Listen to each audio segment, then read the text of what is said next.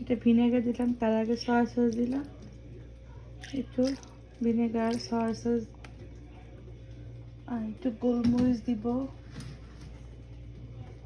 একটু মরিচের ফাঁকি দিব স্পাইসির জন্য, যে যেরকম ঝাল খায়।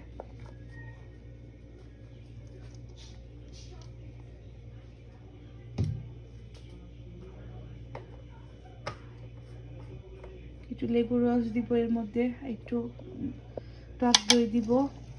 তারপর এসব নিয়ে একটু আদা রসুন দিয়ে ম্যারিনেট করে রেখে দেবো কয়েক ঘন্টা।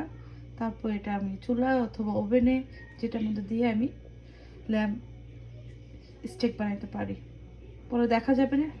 শুরু করতেছি আজকে আপনাদেরকে নিয়ে এটা কীভাবে ম্যারিনেট করে রাখতে হয়। এটা আমার একটা খুব জনপ্রিয় একটা স্টেপ, সবাই লাইক করে আমাদের এখানে। আমি এটা খুব পছন্দ করে সবাই। পরে ভালো থাকবেন, দেখা যাবে।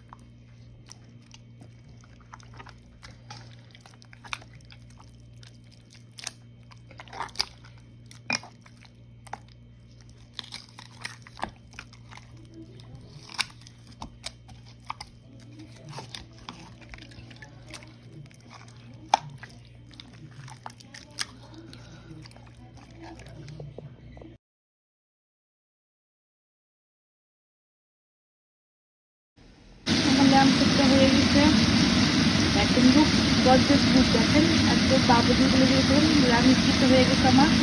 ল্যাম্প স্টিকটা এখন গরম ভাতের সাথে অথবা পোলাওর সাথে অথবা কাবাবের রুটির সাথে বা পরোটার সাথে খুব টেস্টি এই বার্গার, এই ল্যাম্প স্টিকটা বাচ্চারা খুব লাইক করে।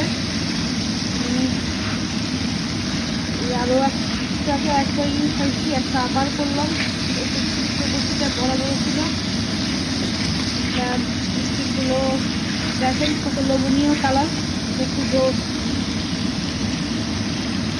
একদম পারফেক্ট অল ডাউন।